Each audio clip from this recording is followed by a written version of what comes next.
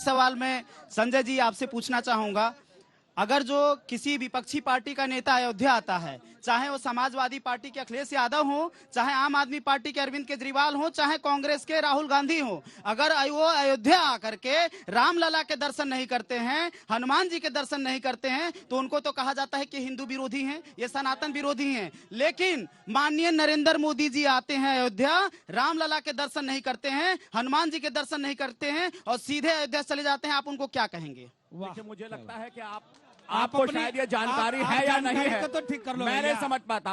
लेकिन तो नरेंद्र मोदी जी यहाँ पर आए, अयोध्या में मंदिर के दर्शन किए और शिलान्यास के अवसर पर उपस्थित रहे। सबसे बड़ी बात है कि मोदी और योगी दोनों दंडवत करके संजय जी, मैं जवाब देना चाहता हूँ इनका।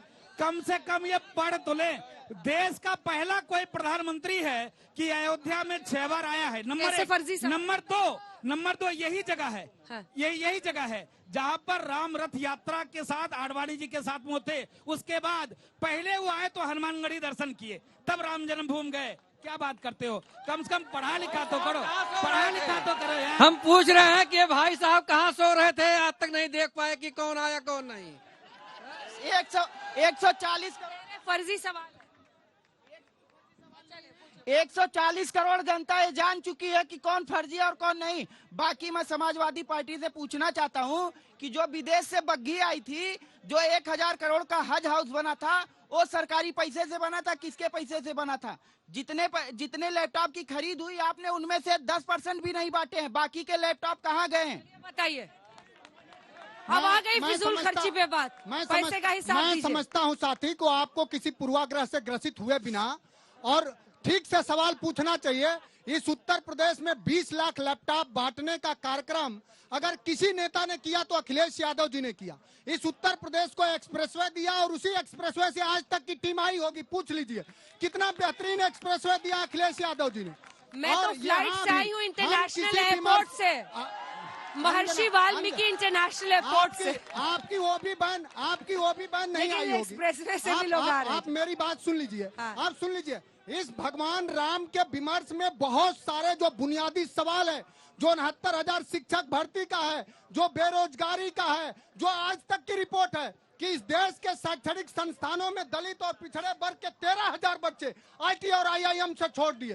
इस देश के शैक्षणिक संस्थानों में अंबेडकर, बाबा साहब अंबेडकर, लोहिया और पेरियार का नाम लेने वाले लोगों को निकाला जा रहा। क्यों निकाला जा रहा? ये देश संविधान से चल रहा और संविधान का प्रासंगिक रहना इसलिए जरूरी है, तभी गीता कुरान सभी प्रासंगिक रह पाएगा। संविधान, सुन लीजिए सरकार पोषित हमसे अंजना जी बहुत सारे साथियों ने सवाल किए। मैं फिर कह रहा हूं, जो समाजवादी पार्टी अखिलेश यादव का विमर्श है, आपको समावेशी विकास में आगे ले जाने का, लैपटॉप देने का, यही तो प्रश्न था उसका। वो कह रहे थे पुरुषोत्तम मनोज जी, राम के हम कभी विरोधी नहीं थे। तमाम सवाल सही होते अगर आपने इसका जवाब दिया होता। वो कहते हैं जब हज हाउस में फिजूल खर्ची नहीं थी तो राम मंदिर में फिजूल खर्ची कैसे है? ये बड़ा बेसिक सवाल है। आप जवाब इसका ले लीजिए। हज हाउस, अभी देश के मुसलमानों से भारतीय जनता पार्टी किस तरह का व्यवहार करती है, बिल्किस बानो का कोई दर्द नहीं बांटा, जातिया जाफरी का कोई दर्द नहीं बांटा। और सवाल पर अभी आपने बताया कि यूएई के प्रेसिडेंट आए हैं मोहम्मद बिन सलमान, उनको प्रधानमंत्री जी लेके घूम रहे हैं। इस देश के मुसलमानों को साथ में लेके क्यों नहीं घूमते? सवाल है। हाँ। ये सवाल है, सब हमारे जवाब दीजिए इसका संजय जी, जवाब दीजिए। सब हमारे हैं। लेकिन मनोज जी देखिए ना, सुनिए एक बात सुनिए, यहाँ बहुत सारे युवा हैं। अरे क्वेश्चन पेपर देख के तो आंसर शीट लिखिएगा, आप अपना ही क्वेश्चन बना लेते हैं। लेकिन चलिए, मेरे सवाल का जवाब नहीं दिया आपने। कुछ नहीं, हज हाउस में फिजूल खर्ची नहीं तो मंदिर में कैसे फिजूल खर्ची? इस शब्द की जरूरत ही क्या है? ये देश में कैग की रिपोर्ट है, कैग की रिपोर्ट है, पढ़नी चाहिए। इस देश में फिजूल खर्ची वर्ड को जस्टिफाई कीजिए ना, फिजूल खर्ची वर्ड को जस्टिफाई इससे पहले कौन प्रधानमंत्री 8,000 करोड़ के देश से चलता? ठीक है, आप जवाब दीजिए। वो कह रहे हैं यूएई के राष्ट्रपति के साथ प्रधानमंत्री घूम रहे हैं, तो सबको साथ लेने की बात कहाँ गई? अंजना जी, उत्तर प्रदेश का सबसे बड़ा मुस्लिम बाहुल्य जिला कौन सा है? रामपुर। रामपुर के अंदर भारतीय जनता पार्टी के गठबंधन का मुस्लिम प्रत्याशी जीत कर आता है। यह बताता है कि मुस्लिम समाज भी भारतीय जनता पार्टी के साथ खड़ा हुआ है। असम के अंदर अगर 2 विधायक मुस्लिम जीत के आते हैं तो ये बताते हैं कि वो भारतीय जनता पार्टी के साथ खड़े हैं। और विवाद की स्थिति में मैं इनको याद दिला दूं, उत्तर प्रदेश की राजधानी लखनऊ में शिया और सुन्नी का दंगा होता था। 20 साल तक सवाल शिया और पूछेगा सुन्नी कोई इधर आपस से? में लड़ते थे, लेकिन उनका संवाद और उस दंगे का समापन, उनके जुलूस को निकलवाया भारतीय जनता पार्टी ने। हम ना मुसलमान को लड़ाते हैं, ना हिंदू को लड़ाते हैं, हम राम को अयोध्या में विराजमान करते हैं।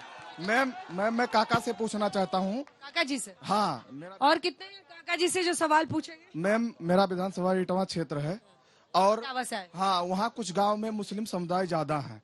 तो अभी मुहर्रम आया था, जब मुहर्रम आया, सवाल पूछिए। हाँ, तो मुहर्रम में जलसा होता है, तो ये विपक्षी पार्टी के लोग क्या किए, थाने को जाके कब्जा किए और उसके बाद पुलिस भेजकर बुलवाए कि बोल दीजिए कि बीजेपी वाले जलसा रुकवाए हैं। उसके बाद हमारे गांव में भी मुस्लिम समुदाय ज्यादा है, तो जब हमको ये पता चला तो हमारे पास मुस्लिम लोग आए, तो मैंने बात किया, हमारे नेता वहाँ सतीश द्विवेदी जी हैं, उनसे बात हुआ, फिर गए थाने पे कार्रवाई हुआ, उसके बाद गाँव में जलसा हुआ। ये सत्ता के लिए कुछ भी कर सकते हैं। ठीक है, चलिए अगला सवाल आप पूछिए।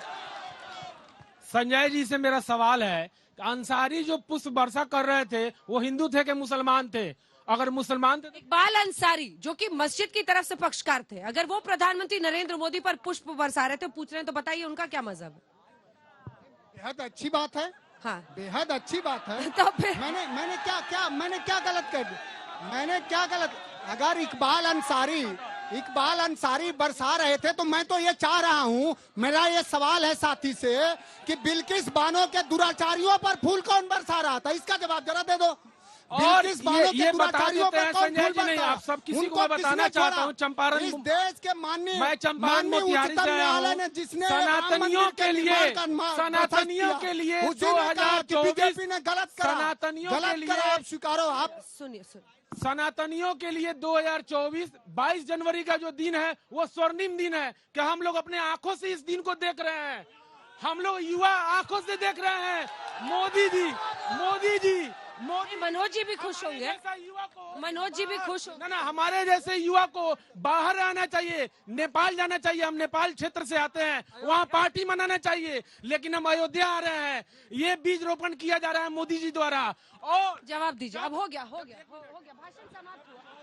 भाषण समाप्त हुआ। मनोज काका जी, आप खुश है कि नहीं है? अंजना, आप बखूबी समझती हैं, मैंने सारी बात कहा और भट्ट टाइप के क्वेश्चन का कोई जवाब मैंने उनसे पूछ लिया। खुश है कि नहीं है? बिल्कुल खुश हैं। हम कह रहे हैं कि राम मंदिर के लिए खुश हो या अगर खुश कभी हो कोई जाइए। हमारे इनमें से राष्ट्रीय कौन नेता सवाल ने पूछेगा? किसी ने कोई सवाल खड़ा किया हो तो बताइए, हम लोग बिल्कुल खुश हैं। मैं जल्दी पूछना चाहता हूँ से काका जी से। हाँ नहीं, हाँ, रामचंद्र जी मर्यादा पुरुषोत्तम एक आत्मता के प्रतीक हैं। आज ये ऐसा शुभ अवसर है कि सारे राष्ट्रीय दलों को इस विषय पर एक हो जाना चाहिए, क्योंकि ये राष्ट्रीय विषय है। हम विपक्षी पार्टी से पूछना चाहते हैं कि मोदी जी आमंत्रण दिए हैं, क्या आप लोग आइएगा 22 तारीख को, या सिर्फ टोपी पहनिएगा? अगर हिंदू होकर अगर हिंदू का विरोध कर रहे हैं तो ये इससे बड़ा क्या चाहिए? पॉलिटिक्स में कुछ भी कर सकते हैं आप लोग क्या? इसका जवाब हमको चाहिए। जल्दी बोलिए। जय श्री राम। मैं चंद्रशेखर हिमाचल मंडी से आया हूं। आज यहाँ पे आके जब अयोध्या को देखा तो मन गदगद हो गया कि हमारे आराध्य देव, हमें उम्मीद थी कि योगी और मोदी ही दो ऐसे शख्स हैं जो इसमें भगवान राम को यहाँ पे पुनः स्थापित करेंगे। सभी राम भक्तों का, भारतीय जनता पार्टी का, प्रधानमंत्री का, माननीय योगी जी का और विश्व हिंदू परिषद सहित राष्ट्रीय स्वयं संघ के सभी राम भक्तों का हृदय से साधुवाद। जय श्री राम। नमस्ते सदा वस्तले मातृभूमे भूमे सुखंबर तो हम महामंगले पुण्य भूमे तुदर्थे पतत्ते सकायो नमस्ते हे मातृभूमि, आपको बारंबार प्रणाम करते हैं। 500 सीटें जीतेंगे। 500 RSS 500 सीटें जीतेगी। पाकिस्तान में झंडा। अंजना, हम लोग ऑस्ट्रेलिया से आए हैं और हमारे पास भी कुछ एक्सपीरियंस है जो सपा के लीडर्स के पास तक पहुंचना चाहिए। मेरे हस्बैंड हैं, ये क्रिकेट कोच है, फीजी के इंटरनेशनल क्रिकेट कोच हैं। आप बोलिए संजीव, बोलिए। दरअसल मैं अयोध्या को बिलोंग करता हूं। अभी कुछ साल पहले योगी जी ने अपने कुछ क्या रिप्रेजेंटेटिव्स वहां सिडनी भेजे थे। अगर मैं शुरुआत करूं, जल्दी से बताएं, इतना टाइम नहीं है। अच्छा, हाँ, 1-2 मिनट में बता देते हैं। देखिए, आज से 15-20 साल पहले जब मैं अयोध्या आता था तो एक शब्द होता था पिछड़ा। पिछड़ा से भी अगर कोई पिछड़ा शब्द होता तो उस चीज से मैं अयोध्या को संबोधित करता। लेकिन आज की तारीख में जब मैं कल फैजाबाद अयोध्या से जब अंदर घुसा तो मुझे ऐसा लग रहा था कि मैं लखनऊ, दिल्ली, सिडनी में मैं रहता हूं। ये जो पूरा दृश्य दिख रहा है सिडनी में 1 या 2 दफा साल में दिखता है, आज महीनों से ये चल रहा है और बिल्कुल ऐसा लग रहा है कि एक अलग स्तर पे अयोध्या पहुंच गया है। सिडनी में रहते हैं आप, छोड़ के अयोध्या आइएगा या नहीं ये बताइए। देखिए उद्देश्य तो है। ठीक है, चलिए आखिरी जल्दी से बस 2 लाइन मेरा। मैम मेरा नाम कुमार तीक्ष्ण है, मैं प्रयागराज से हूँ, काशी में विद्याध्ययन कर रहा हूँ। जैसे मैं सपा से सवाल है, इनको बिल्किस बानो याद आ रहा है, गोधरा क्यों नहीं याद आ रहा? अच्छा ठीक है, चलिए आराम से आपकी बात हो चुकी है। इधर से किसी को बोलना है, किसी महिला को, जल्दी से बोलिए। समाजवादी पार्टी शुद्ध रूप से हिंदू विरोधी पार्टी है और वो अखिलेश यादव जी कहते थे हमें निमंत्रण नहीं मिला, उनको निमंत्रण मिला है। अगर सच्चे हिंदू हैं तो अयोध्या आकर दर्शन। भाई आप ही को सब ललकार रहे हैं, एक लाइन का जल्दी से कमेंट। मैं समझता हूं कि बहुत सारे साथियों ने बहुत सवाल किए। हाँ। और सबका जवाब यही है जो राष्ट्रीय अध्यक्ष जी ने कहा है कि धर्म और राजनीति दोनों अलग विषय है। भारतीय जनता पार्टी मर्यादा पुरुषोत्तम पौराणिक राम के विमर्श तब बड़ा होता जब राम किसी प्रधानमंत्री को पकड़ के राह दिखाते। एक लाइन का, आप राम का नाम भी भुलाना चाहते हैं क्या चुनाव में? दुर्भाग्य से मर्यादा पुरुषोत्तम राम को भी राह दिखाते वाली तस्वीर दिखाई जा रही है। देखिए राम के प्रति, राम मंदिर के प्रति जब हम चुनाव में गए थे तो उसे हमने अपने घोषणा पत्र में शामिल किया था। जनता का आशीर्वाद हमें राम जन्मभूमि पर मंदिर निर्माण के लिए मिला है और जो जनता का आशीर्वाद है उसको हमने पूरा किया है। हम जाएंगे और निश्चित रूप से जनता उसका आशीर्वाद देगी। शुद्ध रूप से जिस प्रकार से यहाँ विपक्षी राजनीति कर रहा है ऐसा नहीं करना चाहिए। अभी एक बच्चे ने सवाल पूछा काका से, उन्होंने कहा ये भक्त टाइप के लोग हैं, ऐसा नहीं काम चलेगा। अरे भाई आप खुद टोपी पहनते हो, दूसरे को टोपी पहना देते हो, ऐसे काम थोड़ी नहीं चलेगा। लाइन में मैं यही बताना चाहता हूँ कि अखिलेश यादव के समय में, सपा के समय में भी लोग अयोध्या आते थे, देखे थे, और योगी के समय भी अयोध्या आ रहे हैं। अंतर समझ लीजिए।